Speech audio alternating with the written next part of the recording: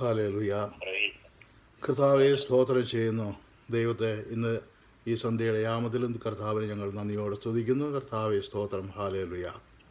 കടന്നു വന്ന എല്ലാ ദൈവമക്കൾക്കും സഭയിലായിരിക്കുന്ന എല്ലാവർക്കും കർത്താവായ യേശു ക്രിസ്തുവിൻ്റെ നാമത്തിലുള്ള എൻ്റെ സ്നേഹവന്ദനത്തെ ഞാൻ അറിയിക്കുന്നു. സ്തോത്രം. ഹല്ലേലൂയ. നമുക്ക് വീണ്ടും വെളിപ്പാട് പുസ്തകത്തിലേക്ക് തന്നെ തിരിയാമെന്നാണ് ഞാൻ വിചാരിക്കുന്നത്. ഹല്ലേലൂയ. കർത്താവ് യേശു ക്രിസ്തു 7 സഭകളെക്കുറിച്ച് വെളിപ്പാട് പുസ്തകത്തിൽ പരാമർശിച്ചിരിക്കുന്നു. അതിൽ 2 സഭകളെക്കുറിച്ച്, എഫെസോസ്, സ്മുർണ, ഈ 2 സഭകളെക്കുറിച്ച് നാം മനസ്സിലാക്കി, ഏകദേശമൊക്കെ മനസ്സിലാക്കി, അല്ലെങ്കിൽ കുറച്ചൊക്കെ മനസ്സിലാക്കി തരുവാൻ എനിക്ക് കഴിഞ്ഞു എന്ന് ഞാൻ വിശ്വസിക്കുന്നു. എന്ന് വിചാരിച്ച് ഞാൻ നിങ്ങളെക്കാൾ അറിവുള്ളവനല്ല, അത് ഞാൻ തുറന്ന് സമ്മതിക്കുകയാണ്. എന്നെക്കാൾ എത്രയോ അറിവുള്ളവർ ഈ ലൈനിൽ തന്നെ ഉണ്ട് എന്ന് എനിക്കറിയാം, നന്നായി അറിയാം. ഹല്ലേലൂയ. സ്തോത്രമെങ്കിലും പഠിച്ച ഭാഗങ്ങളെ ഒന്ന് തറവായി മനസ്സിലാക്കി പോകുവാൻ ഞാൻ ആഗ്രഹിക്കുക. അത് ഈ പുസ്തകത്തിനകത്ത് എഴുതിയിരിക്കുന്ന കാര്യങ്ങളാണ് പറയുന്നത്. അല്ലാതെ ഇതിനകത്ത് ചിലർ പറയുന്ന പോലെ കൊച്ചു പുസ്തകത്തിൽ നിന്നൊന്നും അല്ല പ്രസംഗിക്കുന്നത്. ഹല്ലേലൂയ. സ്തോത്രം. എഫെസോസ് സഭയോട് ദൈവം ഇടപെട്ടപ്പോൾ അതേ രീതിയിലല്ല സ്മുർണ സഭയോട് ഇടപെട്ടത്. അതുപോലെ മറ്റുള്ള പെർഗമോസിനോട്, മറ്റുള്ള സഭയോട് ഇടപെടുന്ന ഓരോ രീതിയുണ്ട്. എഫെസോസ് സഭയോട് കർത്താവ് ഇടപെട്ടപ്പോൾ നമ്മളത് ഓർത്തിരുന്ന നല്ലതാണ്, അനുഗ്രഹമാണ്. എഫെസോസ് സഭയോട് കർത്താവ് ഇടപെട്ടപ്പോൾ 7 നക്ഷത്രങ്ങളെ തൻ്റെ വലം കൈയിൽ പിടിച്ച് 7 നിലവിളക്കുകളുടെ നടുവിൽ നടക്കുന്നവനായ കർത്താവിനാണ് അവിടെ വെളിപ്പെടുത്തിയിരിക്കുന്നത്. ഹല്ലേലൂയ. എന്ന് പറഞ്ഞാൽ എല്ലാ ദൈവദാസന്മാരെയും, ദൈവവേല ചെയ്യുന്ന എല്ലാവരെയും തൻ്റെ ബലമുള്ള വലത്ത് കരത്തിൽ വഹിച്ചുകൊണ്ട് എല്ലാ സഭകളുടെയും നടുവിലൂടെ, മധ്യത്തിലൂടെ നടക്കുന്ന കർത്താവായ യേശു ക്രിസ്തുവിനാണ് അവിടെ കാണിച്ചത്. എന്ന് പറഞ്ഞാൽ ദൈവദാസന്മാരെ നിങ്ങൾ, അല്ലെങ്കിൽ ദൈവവേല ചെയ്യുന്നവരെ നിങ്ങൾ പ്രയാസപ്പെടേണ്ട, ഞാൻ നിങ്ങളെ വഹിച്ചിരിക്കുകയാണ്. എൻ്റെ കരത്തിൽ നിന്ന് നിങ്ങളെ ആരും എടുത്തുകൊണ്ട് പോവുകയില്ല. ഹല്ലേലൂയ. ചെറിയ ചെറിയ അനർത്ഥങ്ങൾ, രോഗങ്ങൾ, പ്രയാസങ്ങൾ, അപകടങ്ങളൊക്കെ വരുമ്പോൾ കർത്താവ് തള്ളിക്കളഞ്ഞതുകൊണ്ടല്ല, കർത്താവിൻ്റെ കരത്തിൽ തന്നെയാണ് ആയിരിക്കുന്നത്. ഹല്ലേലൂയ. എന്നുള്ള വിശ്വാസത്തോടെ സഭയെ നീ മുന്നിലേക്ക് പോകുക എന്നൊരു ഉദ്ദേശമായിരിക്കുമല്ലോ കർത്താവ് അവിടെ ആ ഒരു ഇടപാടിലൂടെ കാണിച്ചു തന്നത്. അതുപോലെ സ്മുർണ സഭയോട് കർത്താവ് ഇടപെട്ടപ്പോൾ ഹല്ലേലൂയ, ഞാൻ മരിച്ചവനായിരുന്നു, എന്നാൽ ഇതാ വീണ്ടും ജീവിച്ചിരിക്കുന്നു, ഞാൻ ആദ്യനും അന്തിനുമായവൻ എന്ന രീതിയിൽ ഇടപെട്ടിരിക്കുന്നത്. കർത്താവ് മരിച്ചവനായിരുന്നു. ഹല്ലേലൂയ. കർത്താവിനറിയാം, കർത്താവ് മരിച്ചു കഴിഞ്ഞപ്പോൾ അവരുടെ ശിഷ്യന്മാരുടെയൊക്കെ സംരക്ഷണവും ചുമതലയും ഒക്കെ നോക്കി നടത്തിയിരുന്ന കർത്താവ് മരിച്ചു പോയപ്പോൾ, അടക്കപ്പെട്ടപ്പോൾ ജനങ്ങൾ കരുതി ഇനി ഈ ശിഷ്യന്മാർക്ക് ആരുമില്ല. ശിഷ്യന്മാരും കരുതി ഞങ്ങൾക്ക് ആരുമില്ല. അവർ പേടിച്ച് ഭയന്ന് പല സ്ഥലത്തും വാതിലൊക്കെ അടച്ചായിരുന്നിരുന്നത്. അവർ ഒളിച്ചും പതുങ്ങിയൊക്കെ നടന്നിരുന്നത്.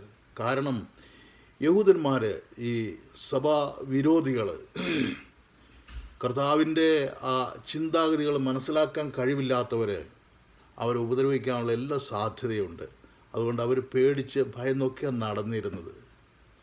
എന്നാൽ കർത്താവ് പറയുന്നു, അന്ന് നിങ്ങൾ അതുപോലെ നടന്നു, എല്ലാവരും ലോകം കരുതി ഞാൻ മരിച്ചു പോയി എന്ന്, ഇനി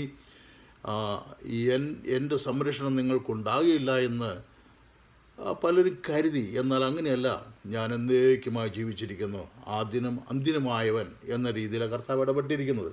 ഞാൻ എന്നേക്കുമായി ജീവിച്ചിരിക്കുന്നു. സ്മുർണ സഭയെ, നീ അനുഭവിച്ച ദുഃഖങ്ങളും പ്രയാസങ്ങളും എല്ലാം ഞാൻ അറിയുന്നു. ഞാൻ നിന്നെ സംരക്ഷിക്കുന്നവനാണ്. നിനക്കെതിരെ ജനങ്ങൾ പലതും പറയുമ്പോൾ ഞാനതൊക്കെ അറിയുന്നു. ഞാനിന്നും ജീവിച്ചിരിക്കുന്നു. ഹല്ലേലൂയ. നമ്മെ സംരക്ഷിക്കുന്ന ഒരു വ്യക്തി മരിച്ചു പോയാൽ നമ്മുടെ ധൈര്യം ചോർന്നു പോകുവാനിടയുണ്ട്. അതുകൊണ്ട് കർത്താവ് അവരെ ധൈര്യപ്പെടുത്തുവാൻ വേണ്ടി ആ ഒരു രീതിയിലാണ് അവിടെ ഇടപെട്ടത്. ഹല്ലേലൂയ. അതുപോലെ അതിൻ്റെ 5-ാമത്തെ വാക്യത്തിൽ, അതിൻ്റെ 2-ന്റെ 10-ാമത്തെ വാക്യത്തിൽ, നീ സഹിക്കാനുള്ളത് പേടിക്കേണ്ട, പിശാച് നിങ്ങളിൽ ചിലർ തടവിലാക്കുവാൻ പോകുന്നു, 10 ദിവസം നിങ്ങൾക്ക് ഉപദ്രവമുണ്ടാകും, മരണപര്യന്തരം വിശ്വസ്തനായിരിക്കുക, എന്നാൽ ഞാൻ ജീവകിരീടം നിങ്ങൾക്ക് തരും. ഇതാണെന്ന് തോന്നുന്നു ലാസ്റ്റിൽ നാം ചിന്തിക്കുവാനിടയായി തീർന്നത്. ജീവൻ്റെ കിരീടം ഞാൻ നിങ്ങൾക്ക് തരും. ഹല്ലേലൂയ.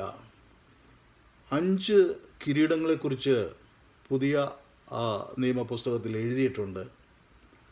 അതിൽ ഒന്നാമത്തെ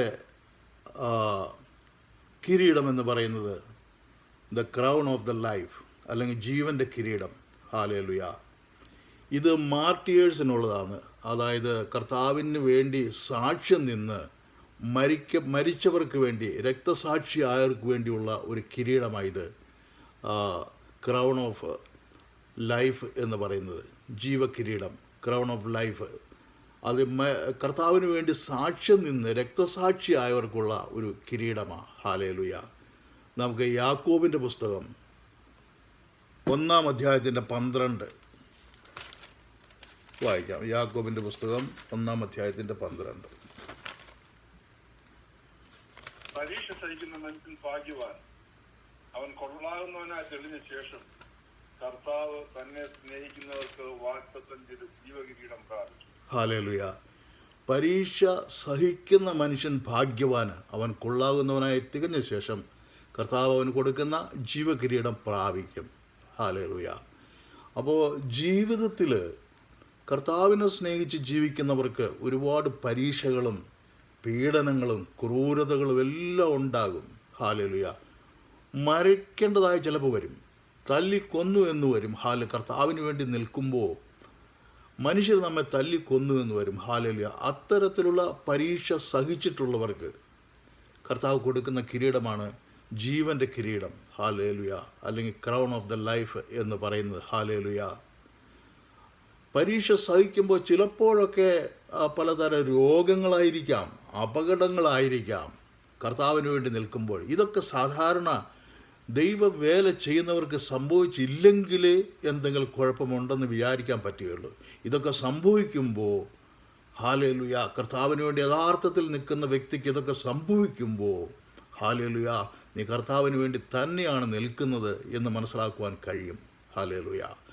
അപ്പോൾ ഇതെല്ലാം സംഭവിക്കുമ്പോൾ കർത്താവ് പറയുന്നത് ഈ പരീക്ഷയെല്ലാം സഹിച്ച് ചിലപ്പോൾ മരണം വരെ വരിക്കേണ്ടതായി വരും. അപ്പോൾ അങ്ങനെയുള്ള സന്ദർഭത്തിൽ നിനക്ക് ലഭിക്കാൻ പോകുന്നത് ജീവൻ്റെ കിരീടമാണ്. ഹല്ലേലൂയ.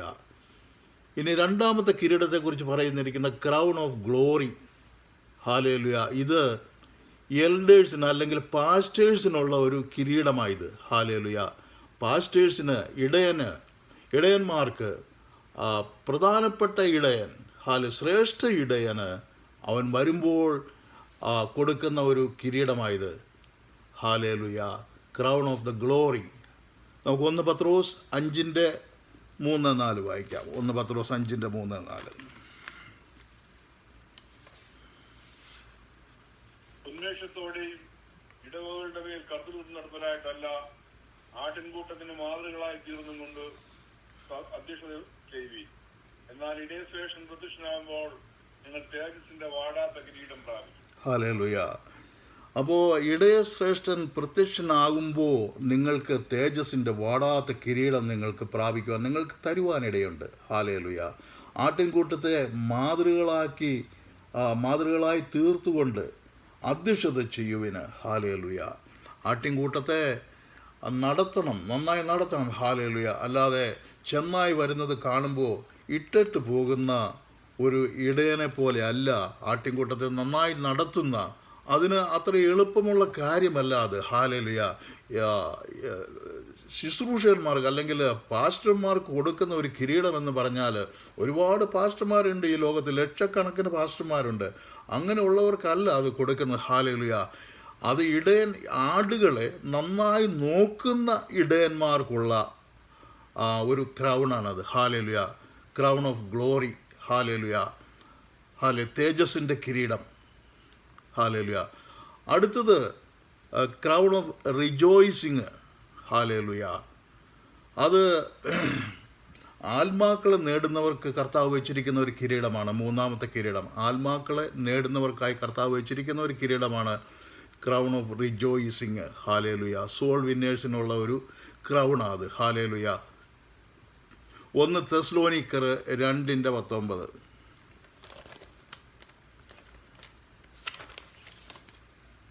നമ്മുടെ കർത്താവായ യേശുവിന് മുമ്പാകെ അവന്റെ പ്രത്യക്ഷതയിൽ ഞങ്ങളുടെ ആശയോ സന്തോഷമോ പ്രശംസാകിരീടമോ ആരാകുന്നു?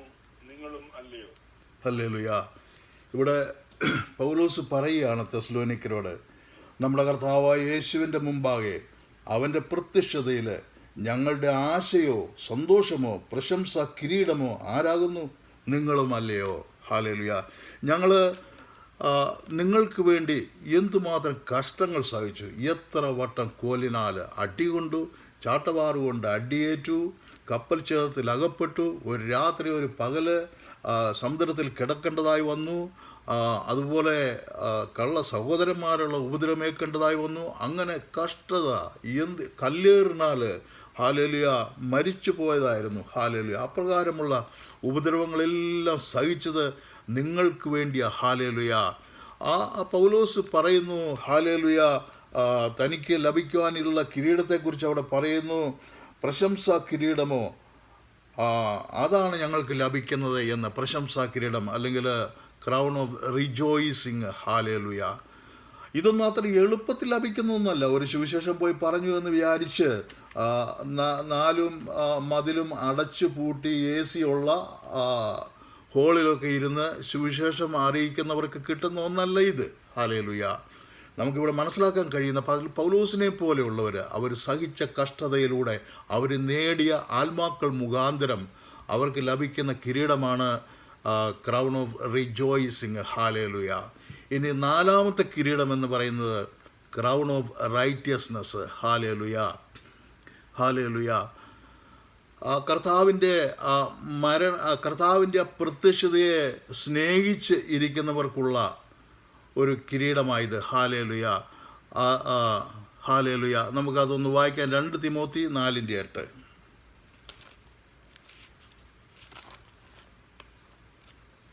ഇനി നീതിയുടെ കിരീടം എനിക്കായി വെച്ചിരിക്കുന്നു, അത് നീതിയുടെ ന്യായാധിപതിയായ കർത്താവ് ആ ദിവസത്തിൽ എനിക്ക് നൽകും. എനിക്ക് മാത്രമല്ല, അവന്റെ പ്രത്യക്ഷതയിൽ പ്രിയം വെച്ച ഏവർക്കും കൂടെ. ഹല്ലേലൂയ. അപ്പം നീതിയുടെ കിരീടം അവിടെ വെളിപ്പെടുത്തിയിരിക്കുക. നീതിയുടെ കിരീടം. Hallelujah. Crown of the righteousness. Hallelujah. കർത്താവിൻ്റെ അപ്രത്യക്ഷതയിൽ ലഭിക്കുന്ന കിരീടമാണ് 4ാമത്തെ കിരീടം, the crown of the righteousness. Hallelujah. അടുത്തത് 5ാമത്തെ കിരീടം എന്ന് പറയുന്നത് ക്രൗൺ ഓഫ് ഇൻകറപ്റ്റബിൾ. ഹല്ലേലൂയ. 1 കൊരിന്ത്യർ 9:25. 1 കൊരിന്ത്യർ സകലത്തിലും വർജനമായിരിക്കുന്നു, അതോ അവർ വാടുന്ന കിരീടവും നാമോ വാടാത്ത കിരീടവും പ്രാപിക്കുന്നതിന് തന്നെ. Hallelujah. And every man that striveth for mastery is temperate in all things. Now they do it to obtain a corruptible crown, but we are an incorruptible. Hallelujah. അവരൊക്കെയും corruptible ആയിട്ടുള്ള കിരീടം പ്രാപിക്കുമ്പോൾ നാം ഇൻകറപ്റ്റബിൾ ആയിട്ടുള്ള കിരീടം പ്രാപിക്കുന്നു. ഹല്ലേലൂയ. അംഗം പൊരുതുന്നവനൊക്കെയും സകലത്തിലും വർജനം ആചരിക്കുന്നു. ഈ ലോകത്തിൽ ഏർപ്പെടുത്തിയിരിക്കുന്ന ഓരോ കിരീടങ്ങൾ പ്രാപിക്കണമെങ്കിൽ ഹല്ലേലൂയ ചില കാര്യങ്ങളിലൊക്കെ വർജനം പ്രാപിക്കേണ്ടതായിട്ടുണ്ട്.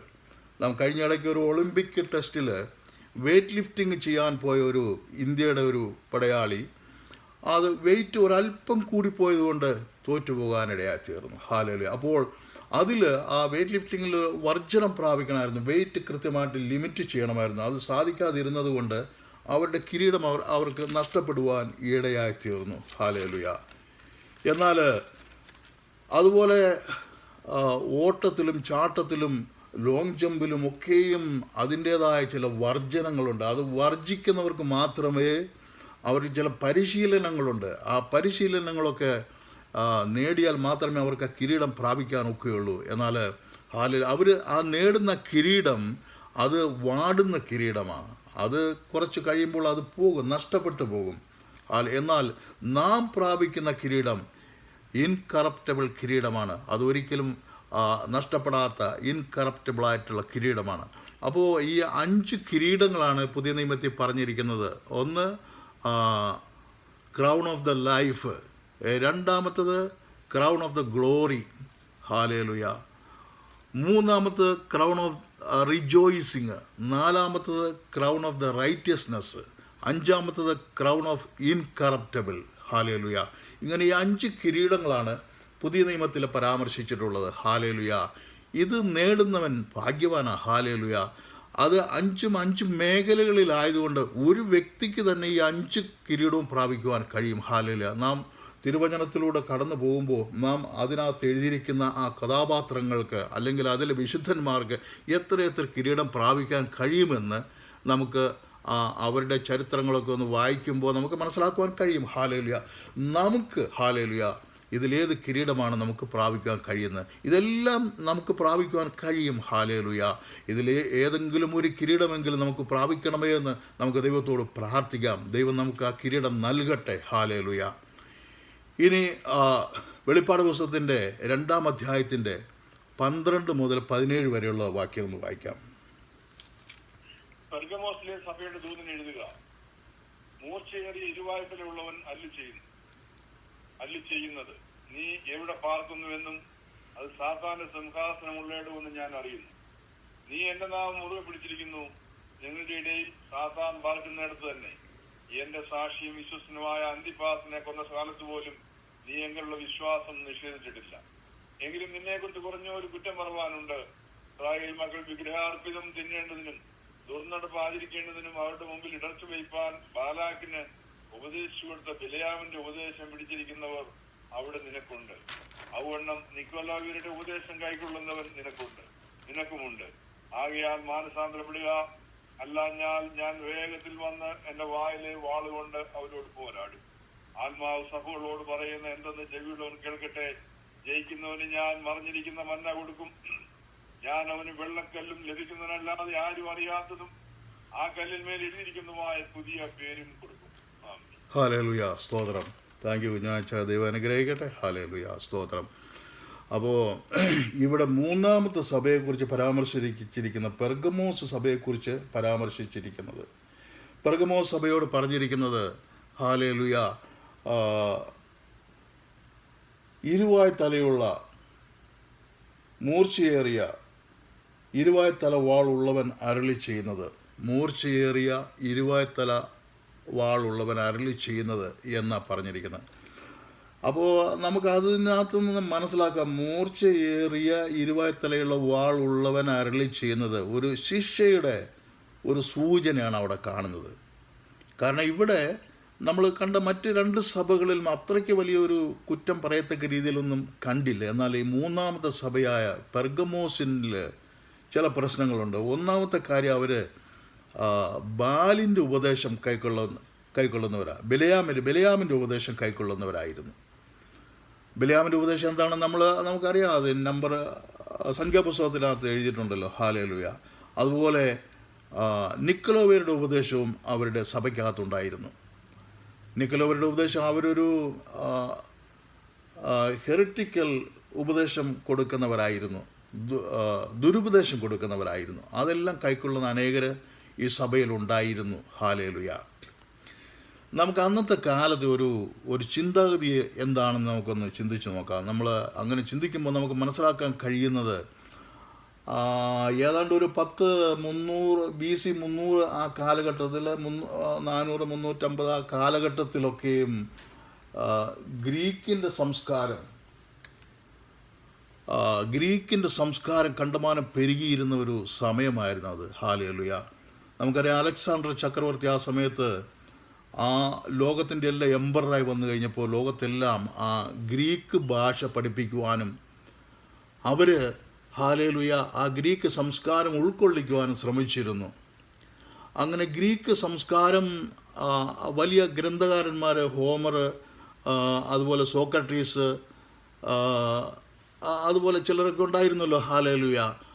അവരുടെ ഗ്രന്ഥങ്ങളൊക്കെയും വളരെ പ്രചാരത്തിലുണ്ടായിരുന്നു. അവരുടെ തത്വചിന്തകളുടെ ഒരു അടിസ്ഥാനമായിരുന്നു അനുഗ്രഹം ലഭിക്കുക എന്ന് പറഞ്ഞു കഴിഞ്ഞാൽ. അനുഗ്രഹം എന്ന് പറഞ്ഞു കഴിഞ്ഞാൽ അത് ലക്ഷറി ലൈഫാണ്, ഹല്ലേലൂയ. ലക്ഷറി ലൈഫിനെയാണ് അനുഗ്രഹം എന്ന് പറയുന്നത്. ഒരു മനുഷ്യന് നല്ല വിദ്യാഭ്യാസമുണ്ട്, അവൻ അനുഗ്രഹിക്കപ്പെട്ടവനാണ്. ഒരു മനുഷ്യന് നല്ല പൊസിഷനുണ്ട്, അവൻ അനുഗ്രഹിക്കപ്പെട്ടവനാണ്. ഒരു മനുഷ്യന് ധനം ധാരാളമുണ്ട്, അവൻ അനുഗ്രഹിക്കപ്പെട്ടവനാണ്. ഒരു മനുഷ്യന് ധാരാളം മക്കളുണ്ട്, അനുഗ്രഹിക്കപ്പെട്ടവനാണ്. ഒരു മനുഷ്യന് വലിയ ബിസിനസ്സുണ്ട്, വലിയ ലാഭമുണ്ട്, സമ്പത്തുണ്ട്, ഇവരൊക്കെയും അനുഗ്രഹിക്കപ്പെട്ടവരാണ്. അവരെയാണ് അനുഗ്രഹിക്കപ്പെട്ടവരെന്ന് ഈ ഗ്രീക്കുകാർ വിശ്വസിച്ചിരുന്നത്. ഹല്ലേലൂയ. അപ്പോൾ അങ്ങനെ ഒരു വിശ്വാസം അവരുടെ ഉള്ളിൽ കിടക്കുന്നത് കൊണ്ട് ഈ കർത്താവായ യേശുക്രിസ്തുവിൻ്റെ ഉപദേശങ്ങൾ അങ്ങ് ഗ്രഹിക്കുവാൻ അവർക്ക് കഴിയില്ല. കർത്താവായ യേശുക്രിസ്തുവിൻ്റെ ഉപദേശം അനുസരിച്ച് അവൻ്റെ പ്രധാനപ്പെട്ട ശിഷ്യന്മാർ വെറും പട്ടിണി പാവങ്ങളായിരുന്നു.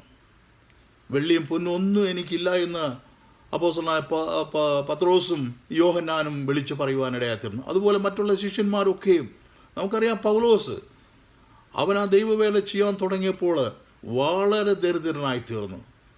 ഒരു പൈസ പോലും അവൻ്റെ കയ്യിലില്ല. പല സ്ഥലത്തും പോകുമ്പോൾ കർത്താവിനെ വിശ്വസിച്ച് കടന്നു പോകുന്നു. ഹല്ലേലൂയ. യാത്രയ്ക്ക് പൈസയില്ല, ഭക്ഷണത്തിന് പൈസയില്ല, വസ്ത്രമെടുക്കാൻ പൈസയില്ല, ഒന്നിനും പൈസയില്ലാതെ വെറും ദരിദ്രനായിട്ട് ആ ഒരു ചുറ്റുപാട് അതൊരു അനുഗ്രഹമാണെന്ന് ഈ പഴയ കാലത്തുള്ളവർ, അന്നുള്ളവർ അത് വിശ്വസിക്കുന്നില്ല. ആ ഒരു സ്വാധീനം ഇന്നും നമ്മുടെ സഭയിലും നമ്മുടെ കുടുംബത്തിലുമൊക്കെ ഉണ്ട്. ഹല്ലേലൂയ. ഒരു പരിധി വരെ ഉണ്ട്, നമ്മുടെയൊക്കെ കുടുംബത്തിലുണ്ട്. അതുകൊണ്ട് ഇന്ന് പലരും, വലിയ രീതിയിൽ കഴിഞ്ഞ പലരും, ഹല്ലേലൂയ, പ്രത്യേകിച്ച് കത്തോലിക്ക സഭയിൽ, ഓർത്തഡോക്സ് സഭയിൽ, മർത്തോമ ഒക്കെയുള്ള സഭയിൽ നിന്ന് പെന്തക്കോസ്ത് സഭയിലേക്ക് കടന്നു വരുമ്പോൾ അവരുടെ കഷ്ടപ്പാടുകളൊക്കെ കാണുമ്പോൾ ഇവർക്ക് പുച്ഛമാണ്. കാരണം അനുഗ്രഹം, ഇവർ ദൈവത്തെ അറിഞ്ഞവർക്ക് അനുഗ്രഹം പ്രാപിക്കണ്ടേ? ഇവരനുഗ്രഹം പ്രാപിച്ചിട്ടില്ല. അവരിപ്പോൾ കഷ്ടപ്പെടുക. അങ്ങനെയുള്ള പലരും, ദൈവത്തെ യേശുവിനെ അറിഞ്ഞ് പിൻപറ്റുന്നവർ പലരും കഷ്ടപ്പാടുകൾ അനുഭവിക്കുക. അതുതന്നെയല്ല, വലിയ ഉന്നതമായ കുടുംബ പാരമ്പര്യത്തിൽ ജീവിച്ചവരൊക്കെയും ഈ യേശുവിനെ അറിഞ്ഞപ്പോൾ അവർ കൂട്ടായ്മയും കൂട്ടാളിത്തവും ഒക്കെ വെച്ചിരിക്കുന്നത് താഴേക്കടയുള്ള ജോലിക്കാർ, താഴേക്കടയുള്ള ജാതികളോടും താഴേക്കടയുള്ള മനുഷ്യരോടുമാണ്. അതൊന്നും ഈ ഉയർന്ന ജാതിക്കാർക്ക് സഹിക്കാൻ കഴിയുന്നില്ല. ഹല്ലേലൂയ. അപ്പോൾ അവർ കർത്താവായ യേശുക്രിസ്തുവിനെ അനുഗമിക്കുന്നവരാണ് എന്ന് പറഞ്ഞിട്ടും അവർ അനുഗ്രഹം പ്രാപിക്കുന്നില്ല. കാരണം ഇത് പണ്ട് കാലത്തുള്ള ഒരു ഗ്രീക്ക് തത്വമായിരുന്നു. അനുഗ്രഹം എന്ന് പറഞ്ഞാൽ അതൊരു ലക്ഷറി ലൈഫാണ്. ഇവർക്ക് ലക്ഷറി ലൈഫില്ല. ഹല്ലേലൂയ. ആ ഒരു കാഴ്ചപ്പാടിലാണ് അന്നത്തെ യഹൂദന്മാർ, അല്ലെങ്കിൽ ഗ്രീക്കുകാർ, സ്തോയിക്കർ, സദൂക്യർ, പരീശന്മാർ, ഇവരൊക്കെയും ഈ സഭയിലേക്ക് കടന്നു വരുവാൻ മടിച്ചുകൊണ്ടിരുന്നത്. അവർക്ക് സംശയമാണ്, ഇത് ശരിയായ ഒരു സഭയാണോ എന്നുള്ള രീതിയിലൊരു സംശയവും ഒരു കുറ്റം പറച്ചിലും കണ്ടമാനം അവരുടെ ഇടയിലുണ്ടായിരുന്നു. ഹല്ലേലൂയ. കർത്താവ് പറയുന്നു, ഞാൻ ഇരുവായ് തലയുള്ള വാൾ വായിലുള്ളവനാണ് എന്ന്. ഹല്ലേലൂയ. എബ്രായർ 4:12 വായിക്കാമല്ലോ.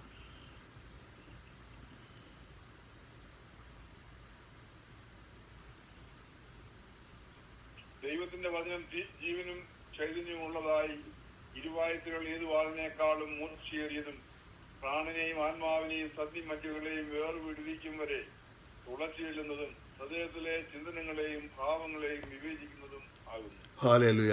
ഇതാണ് കർത്താവിൻ്റെ ഇരുവായ്ത്തലയുള്ള വാൾ എന്ന് പറയുന്നത്. ഹല്ലേലൂയ. ദൈവവചനമാണ് അത്. ജീവനും, ദൈവത്തിൻ്റെ വചനം ജീവനും,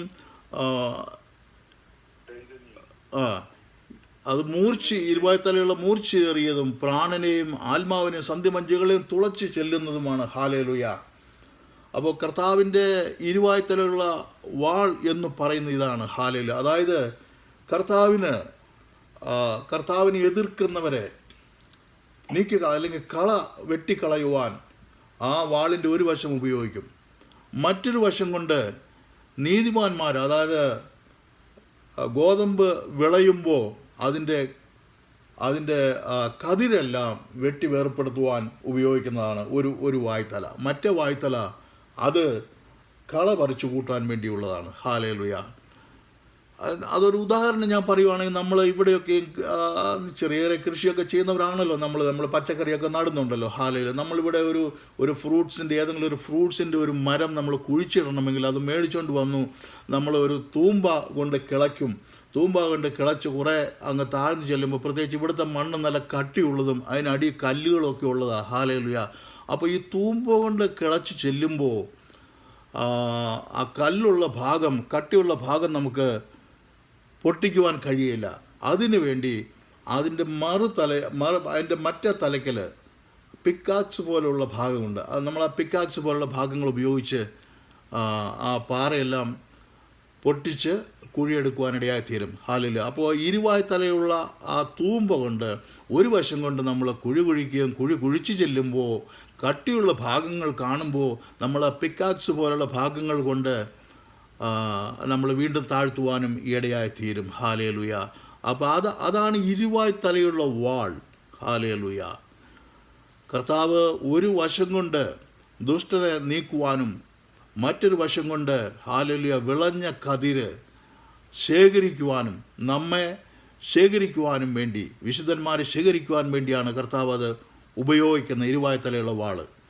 ഇനി അതിൻ്റെ 13-ാമത്തെ വാക്യം, നീ എവിടെ പാർക്കുന്നുവെന്നും അത് സാത്താൻ്റെ സിംഹാസനം ഉള്ളിടമെന്നും ഞാൻ അറിയുന്നു. നീ എൻ്റെ നാമം മുറുകെ പിടിച്ചിരിക്കുന്നു. നിങ്ങളുടെ ഇടയിൽ സാത്താൻ പാർക്കുന്നിടത്ത് തന്നെ എൻ്റെ സാക്ഷിയും വിശ്വസ്തനുമായ അന്തിപ്പാസിനെ കൊന്ന കാലത്ത് പോലും നീയെങ്കിലുള്ള വിശ്വാസം നിഷേധിച്ചില്ല. ഹല്ലേലൂയ. കർത്താവിന് പറയാനുള്ള ഒരു നല്ലൊരു പോയിൻ്റാണത്. ഹല്ലേലൂയ. എൻ്റെ വിശ്വസ്ത സാക്ഷിയായ അന്തിപ്പാസിനെ കൊന്ന കാലത്ത് പോലും ഹല്ലേലൂയ നിൻ്റെ വിശ്വാസം നീ മുറുകെ പിടിച്ചു. പെർഗമോസ് സഭയെ ഹല്ലേലൂയ, എന്നുള്ള വിശ്വാസം നീ നിഷേധിച്ചതുപോലുമില്ല. ഹല്ലേലൂയ. എൻ്റെ സാക്ഷിയും വിശ്വസ്തനുമായ അന്തിപ്പാസിനെ കൊന്ന കാലത്ത്. ഹല്ലേലൂയ. വിശ്വസ്ത സാക്ഷി, അത് കർത്താവ് യേശുക്രിസ്തു തന്നെ വിശ്വസ്ത സാക്ഷിയാണ്. 1-ാം അധ്യായത്തിന് 5-ാം വാക്യത്തിൽ പറയുന്നുണ്ട്, വിശ്വസ്ത സാക്ഷിയും മരിച്ചവരിൽ ആദ്യജാതനും ഭൂരാജാക്കന്മാർക്ക് അധിപതിയുമായ യേശുക്രിസ്തുവിങ്കിൽ നിന്ന്. ഹല്ലേലൂയ. വിശ്വസ്ത സാക്ഷി യേശുക്രിസ്തുവാണ്. ഇവിടെ ഈ അന്തിപ്പാസ് മരിക്കുവാനിടയായി തീർന്നു. ഈ അന്തിപ്പാസ് മരിക്കുവാനിടയായി തീർന്നപ്പോൾ അന്തിപ്പാസിനെ കുറിച്ച് കർത്താവും പറയുന്നത്, അവൻ എനിക്ക് വേണ്ടി ജീവിച്ച, അല്ലെങ്കിൽ എന്നിലുള്ള വിശ്വാസത്തിന് വേണ്ടി ജീവിച്ച ഒരു രക്തസാക്ഷിയാണ് അവൻ.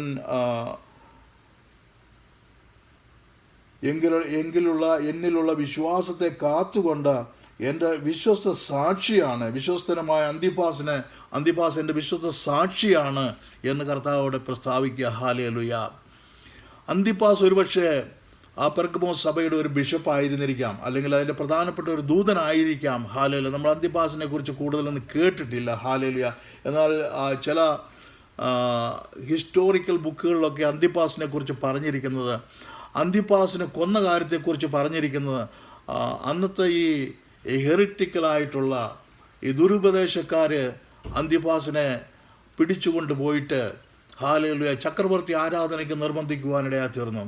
അന്തിപ്പാസ് ഒരിക്കലും ഞാൻ എൻ്റെ കർത്താവ് യേശുക്രിസ്തുവിനെ അല്ലാതെ മറ്റാരെയും ആരാധിക്കയിലും തീർത്ത് പറഞ്ഞപ്പോൾ, ഈ അന്തിപ്പാസ് അവിടെ ആ സഭയിൽ നല്ല സ്വാധീനമുള്ള ഒരു വ്യക്തി ആയതുകൊണ്ട് അന്തിപ്പാസ് പറഞ്ഞാൽ, അന്തിപ്പാസ് ചക്രവർത്തി ആരാധനയ്ക്ക് മറ്റുള്ളവരോട് പറയുകയാണെങ്കിൽ മറ്റുള്ളവരും ആ ചക്രവർത്തി ആരാധനയിലേക്ക് കടന്നു വരുമെന്ന് അവർക്കറിയാമെന്നതുകൊണ്ട് അന്തിപ്പാസിനെ നിർബന്ധിച്ചു. ഹല്ലേലൂയ.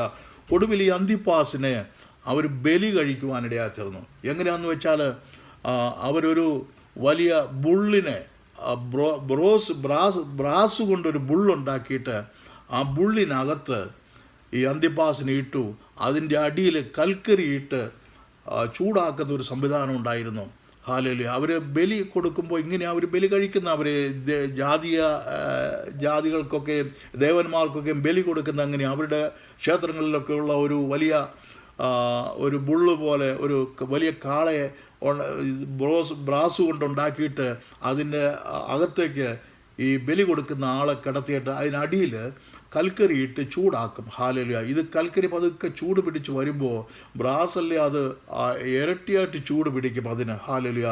ഈ അന്തിപ്പാസിന് അതിനകത്തേക്ക് ഇട്ട് ഈ കൽക്കരിയെല്ലാം കത്തിച്ച് ചൂട് പിടിക്കുമ്പോൾ അദ്ദേഹം അതിൽ കിടന്ന് കർത്താവ് യേശുക്രിസ്തുവിനെ നോക്കി നിലവിളിച്ചിട്ടുണ്ടായിരിക്കും. ഹല്ലേലൂയ.